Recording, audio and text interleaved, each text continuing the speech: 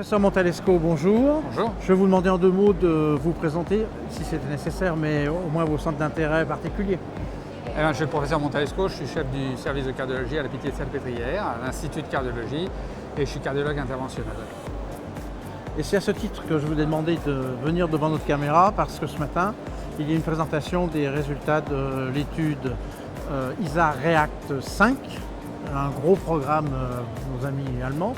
Et donc c'est une étude qui compare prasugrel et ticagrelor. Donc première question, est-ce que quand cette étude a été conçue, et peut-être toujours maintenant d'ailleurs, est-ce qu'il y avait vraiment des questions qui se posaient? Est-ce qu'il était nécessaire de faire cette étude-là?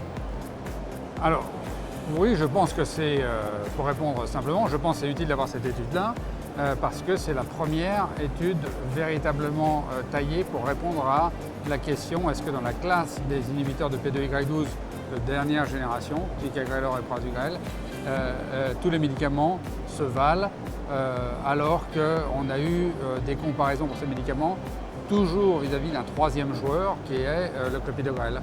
Les deux études pivots ayant montré un bénéfice étant Triton dans une étude d'angioplastie dans l'ACS et Plateau qui était une étude un peu large avec tout type de patients, tout type d'ACS, tout type de stratégie.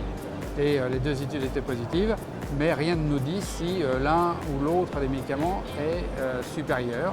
Et donc ça a été testé dans cette étude allemande, académique, large, suffisamment taillée et difficile à faire parce que ça a pris des années pour recruter les malades. Alors justement, vous commencez à aborder le problème du protocole. Est-ce qu'on peut en dire 2 mots sans entrer dans les détails? Alors, il y avait les deux types de syndrome coronaire aigu, les STEMI et les non-STEMI. Les STEMI étaient randomisés pour l'un ou l'autre des médicaments et c'était donné dès que c'était possible dans les centres participants. Pour les syndrome coronaire aigu sans sous-décalage du segment ST, c'était un peu différent puisqu'ils suivaient des recommandations et que les patients qui étaient randomisés pour le ticagrelor le recevaient immédiatement comme dans Plateau, alors que ceux qui étaient traités par du prasugrel devaient attendre la coronarographie et la confirmation de l'angioplastie. Ce qui veut dire qu'un certain nombre de patients n'ont pas reçu le prasugrel pour des bonnes raisons, parce qu'ils avaient des coronaires normales ou parce qu'ils allaient se faire opérer et que donc on sait que le pré-traitement dans ces cas de figure-là n'est pas bon. Donc ça a été fait logiquement comme cela, mais ça induit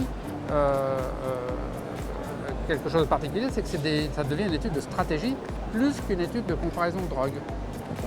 Et il va peut-être y avoir des analyses de sous-groupes qui vont nous montrer que certains patients n'auraient pas eu normalement le traitement tout de suite. Alors les analyses de sous-groupes sont intéressantes pour essayer d'expliquer les résultats qui sont quand même assez fascinants, puisque l'hypothèse de départ des investigateurs, c'était de dire, c'était l'esprit à l'époque, que le ticagrelor était supérieur au prasugrel parce que Plateau avait des très beaux résultats largement et que derrière Triton, il y avait une étude négative qui s'appelait Trilogie et que finalement ils ont trouvé l'inverse. Ils ont trouvé que prasugrel était supérieur, nettement supérieur au ticagrelor sur un critère de jugement ischémique, décès, infarctus et AVC. Alors on peut se poser la question de savoir pourquoi. Est-ce que c'est que la puissance des médicaments est différente? C'est pas évident. Est-ce que c'est les stratégies qui étaient différentes? Dans le non-ST par exemple, les médicaments n'étaient pas donnés au même moment. Est-ce que ça a impacté le critère ischémique? Est-ce que c'est l'adhérence au traitement? On sait que les effets secondaires des médicaments ne sont pas les mêmes, ça peut pousser à arrêter le traitement. Bref, il y a un tas de questions qui devront être répondues à l'avenir par des analyses de sous-groupes ou des études ancillaires.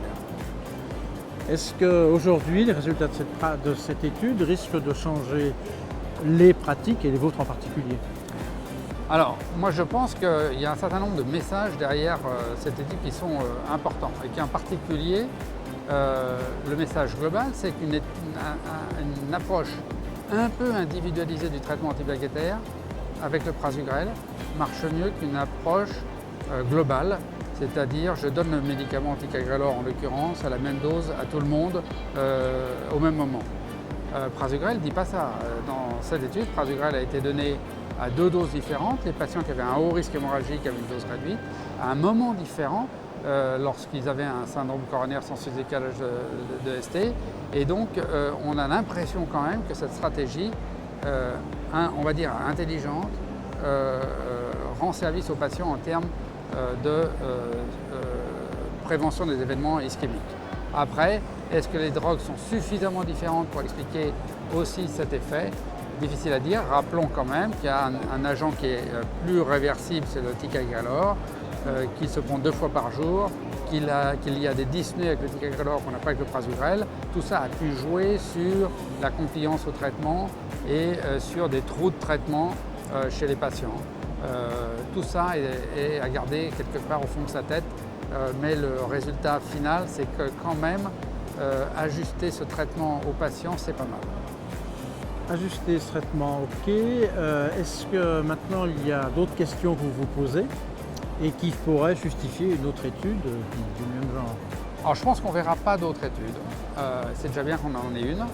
Je vous rappelle qu'on n'a pas d'études du même type pour les NOACs, par exemple. Elles viendront peut-être un jour faites aussi par des académiques. C'est là l'intérêt des études académiques par rapport aux études industrielles, c'est qu'on peut faire des choses que les industriels ne veulent pas faire.